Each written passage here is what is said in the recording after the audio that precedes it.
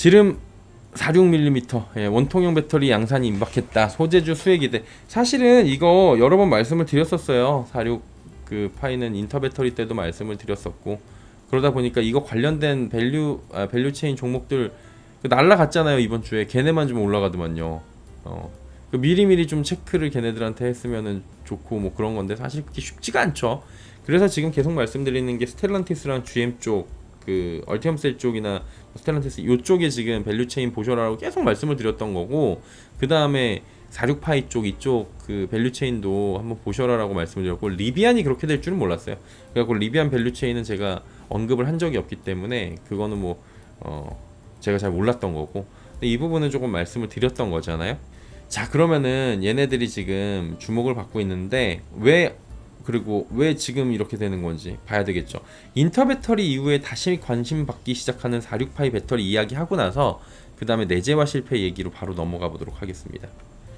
자, 국내 배터리 업체들이 올해 하반기부터 46파이 원통형 배터리 양산을 시작하기 때문에 이건 회자가 되는 겁니다. 46파이 밸류체인 기업들의 매출 확대 기대 이야기들이 슬슬 나오고 있고요.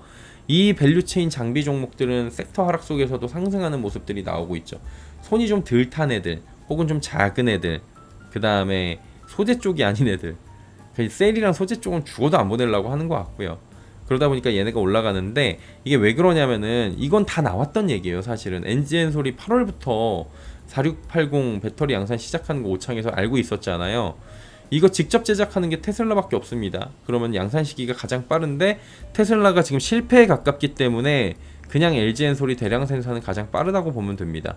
오창 공장 원통형 생산 라인 초기 생산 능력은 9GWh 수준, 전기차 11만 대 규모입니다. LG엔솔은 또 2026년 가동 목표로 애리조나주에 36GWh 규모의 원통형 배터리 공장을 건설한다. 9GWh가 11만 대야. 94, 36, 44만 대 규모네요. 어마어마하네요. 아직 4680 고객사는 밝혀지지 않고 있지만 테슬라라는 얘기들이 그냥 시장에선 다 돌고 있어요. 그냥 4680은 뭐가 좋아요? 2170 대비 원가 절감, 성능 다 월등해요. 그리고 부피 차지도 적고, 그리고 차용하려는 회사들이 많은 게 폼팩터 자체가 원통형이기 때문에 얘를 만드는 4680을 만드는 데들이 많으면은 그냥 갖다가 끼우면 되니까 완성형 제조사 입장에서는 내가 벤더사들을 고를 수 있는 입장이에요. 벤더사한테 끌려다니지 않기 때문에 원통형을 그렇게 선호를 하는 겁니다. 그래서 LG엔솔도 그 지금 파우치형을 만들잖아요. 근데 GM이 이제 4공장에서 또 파우치형을 안 하고 자꾸 원통형 하려고 그래가지고 나 니날 안 해 이렇게 된 거잖아요. 그렇게 됐다는 얘기들이 있어요, 시장에서는. 그래가지고 이 폼팩터 부분인 건데 4680은 근데 만드는 데가 거의 없기 때문에 지금 거의 독점적이다라고 보는 거죠. 테슬라도 사실은 4680 직접 생산을 통해서 경쟁력 확보에 나서고 사이버 트럭에 달고 이거 별거 아니라 그러고 갈 거니까 외쳤는데 지금 수율이 뭐 20% 30% 얘기 나오고 있고 실패 수준까지 갔다는 게 업계의 정설로 나와 있습니다. 4680 배터리 직접 생산을 추진했는데 테슬라가 2170 배터리보다 성능 향상 폭이 크지 않은 데다가 충전 속도란 생산 단가 측면에서도 경쟁력이 높지 않다는 그런 결론을 내린 것으로 지금 전해지고 있습니다. 테슬라 자체적으로는. 특히 수율이 너무 낮대요, 테슬라 거. 그래갖고 테슬라가 지금 사이버 트럭 만들고 재앙 수준이다 뭐 이런 얘기들이 나오는 게, 이거 만들어 놓고서 오히려 지금 애물단지가 되고 있잖아요. 왜냐면은 차체는 만들었는데 거기 들어갈 고성능 배터리가 들어가 얘가 달릴 수 있는 건데 그게 안 되니까, 자체적으로 만들 수 있다는데 못 만드니까 인도도 안 되고 사람들이 지금 마냥 기다리고 있다가 다른 거 살 수도 있는 거고, 사이버 트럭 기다리다가 리릭 살 수도 있고, 물론 이제 뭐 다르지만 세그멘트가 뭐 그럴 수 있는 거잖아. 아니면 픽업 트럭 살 수도 지금 F150 라이트닝 살 수도 있고요. 그러다 보니까 수익성 악화의 원인으로 지목이 되는 거죠. 실제 사이버 트럭이 주문 대비 생산을 하지 못해서 테슬라 부진의 원인으로 지목을 받고 있는 겁니다. 결국 테슬라가 배터리 직접 생산 전격 중단하고 기존 협력 배터리 업체들로부터 4680 배터리를 공급받는 방향으로 선회할 것이다. 왜냐면 지금 더 이상 테슬라도 기다릴 수 없으니까. 이런 관측이 강하게 나오고 있습니다. 그래서 누가 떠올라요? 이거 만들 수 있는 데들 원통형 강자들, LG엔솔, 파나소닉 유력 후보로 떠오릅니다. 어떤 분이 SDI 안 되면 거긴 469일 거예요. 아마 이 규격이 안 맞을 거예요. LG엔솔이 한국 오창 마더 팩토리에서 4680 배터리 생산 라인은 본격 가동해 올해 8월부터 대량 생산한다. 요렇게 또 테슬라리티가, 미국 매체 테슬라리티가 이거를 보도를 했어요. 그러니까 LG가 오창에서 4680을 만드는 걸 미국의 매체가 보도를 했다. 왜? 아, 이걸 갖다 쓰는 거 아니냐라고 지금 조명이 되고 있는 거죠. 아직까지는 뭐 정확하게 그렇다라고 밝혀진 건 없지만요. 결국에는 이거 뭐예요? 테슬라는 안 쓸 수가 없는 상황인 거고, 다른 애들 거를. 그리고 너무 쉽게 봤었죠. 배터리 수직 계열화, 내재화, 그리고 다변화. 이게 생각보다 쉽지 않다라는 게 속속 드러나고 있는 거예요. 예. 천하의 머스크도 돌고 돌아서 공급받아서 결국에 사이버 트럭을 그렇게 만들어야 되는 형편인 거예요. 그리고 돌고 돌아 보니까 대한민국 배터리밖에 눈에 안 들어오는 것도 사실이고요. 이거 중국산은 못 써요. 이제 성능이 어떻든 간에 이제 못 써요. 중국산은 그냥 원통을 할 줄도 모르고 걔네들. 그리고 오랜 기간 축적된 기술 노하우를 바탕으로 꾸준한 현지 투자까지 이루어진 게 어디예요? K배터리입니다. 오랫동안 했죠. 그리고 미국에 지금 투자가 돼 있죠. 그래갖고 IRA부터 해가지고 이게 다 지금 혜택을 받을 수 있는 거의 유일한 국가죠. 그럼 배터리를 공급받을 수 있는 거니까 얘네밖에 없어요. 그러니까 국내 기업으로 귀결될 수밖에 없다라는 거예요. 4680은 특히나 어디로 LG엔솔한테 손을 내밀 수밖에 없는 상황인 거죠. LG엔솔 4680 올해 8월 양산 돌입하죠. 삼성 SDI 연내 46파이 개발 완료되죠. 내년 초에 본격 양산되죠. 금양의 경우에는 인터배터리에서 469 실물 공개했죠. 테스트하고 있다 그랬죠. 그럼 지금 46 그다음에 뭐 46파이 요거 지금 시장에서 우리 기업들이 선점에 나서고 이렇게 되고 있는 상황들이 인터배터리 때부터 다 나오고 있었던 거예요. 그리고 지난 1분기 컨콜에서 김동명 LG엔솔 대표는 테슬라 외에도 여러 고객사와 논의를 하고 있다. 그러니까 한 군데가 아니라는 거예요. 46 폼팩터를 쓰려고 하는 데가. 삼성 SDI도 뭐예요?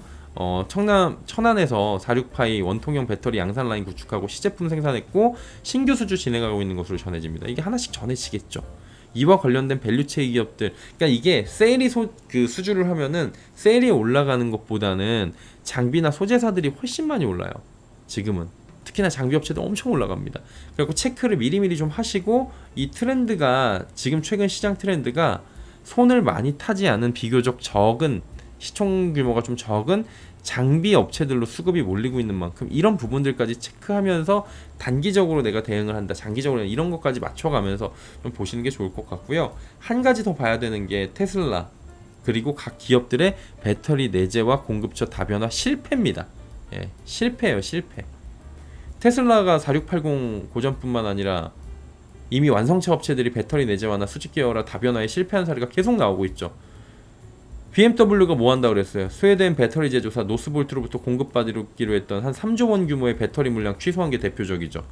노스볼트는 스타트업 수준의 짧은 업력에도 불구하고 폭스바겐, BMW 이런 주요 완성차 기업들로부터 어마어마한 수주를 확보해 놨잖아요. 스웨덴 기업이에요. 스웨덴은 전기차 엄청 많이 타요. 스웨덴 스위스가 오히려 많이 탑니다. 스웨덴에 이어서 본거진 캐나다, 독일 등지로 생산 공장 건설에 나서고 사세를 확장하고 있었어요. 이게 성장 이면에 뭐가 있는 거냐면 노스볼트 성장은 유럽 내에서 배터리 물량을 확보하잖아요. 한국과 중국 배터리 업체에 대한 수급 의존도를 낮추고자 한 거예요.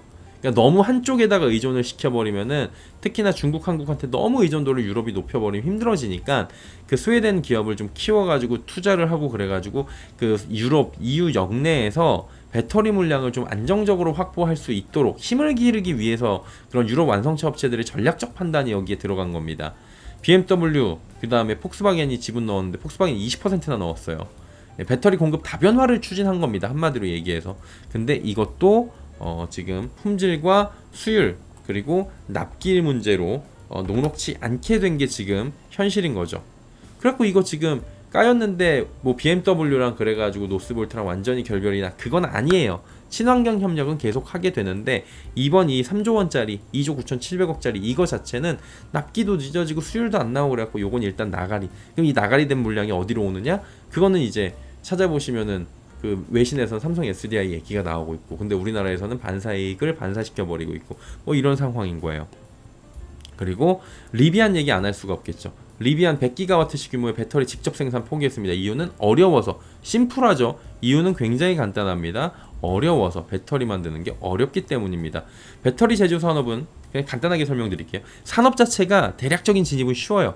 근데 기술 장벽이 높아갖고 자체 개발에 어려움을 겪을 수 있고요. 규모의 경제 달성을 해야 됩니다. 이거는 어마어마한 규모를 만들어가지고 규모의 경제 달성을 해야 되는데 그거 자체가 쉽지 않고 수율 잡기가 쉽지가 않습니다. 리비안에 이어서 테슬라도 고전하고 완성차 업체들이 이 기술력 확보나 수율 문제를 어떻게 해결할 수 있을지에 대해서 이게 미지수라는 거죠. 물론 대단한 기술력을 바탕으로 기존 배터리 업체와 기술력을 나란히 하지 말라는 법은 없어요. 근데 그게 현실적으로 쉽지 않다라는 거죠. 왜냐하면 이 업황 자체가 그렇게 만만한 게 아니라는 거예요. 기존 기술력을 갖춘 배터리 업체들과 이 경쟁하기 위해서는 기술력이 담보돼야 됩니다. 근데 세부 공정이나 또 기술력이 담보되지 않는 상황 속에서 내재화를 무리하게 추진하다 보니까 비용이나 기회비용 이런 부분에 낭비 측면이 굉장히 강하고 돈 다 날리고 힘들어진 거예요. 이런 상황 속에서 리비안 나 어떻게 그러고 있었는데 마침 맞게 폭스바겐에서 50억 달러 지원해줘가지고 가뭄의 단비가 된 거 아니겠습니까? 지금 이런 상황인 거예요. 가장 이상적인 건 사실은 전기차 업체가 배터리 소재 장비 수직 계열화 해갖고 내재화 시킨 다음에 쭉 가져가가지고 시장을 평정하는 건데 자체가 어려워요. 지금 그거 자체가 굉장히 어렵습니다. 실패하는 기업이 늘어나고 고품질 배터리를 안정적으로 공급할 수 있는 업체들에 대한 수요와 몸값은 높아질 수 있는 구조로 지금 가고 있는 거라는 거죠. 왜냐하면 초기에는 우후죽순으로 너도 나도 할 거야. 근데 다 나가 떨어지면 뭐예요? 끝까지 살아남는 놈이 강한 거예요. 예, 강한 놈이 살아남는 게 아니라 끝까지 살아남는 놈이 강한 거라는 걸 보여주는 게 여기고, 강한 놈이어야 되고요. 여기는 더 어려워요. 강한 놈이어야 끝까지 살아남습니다.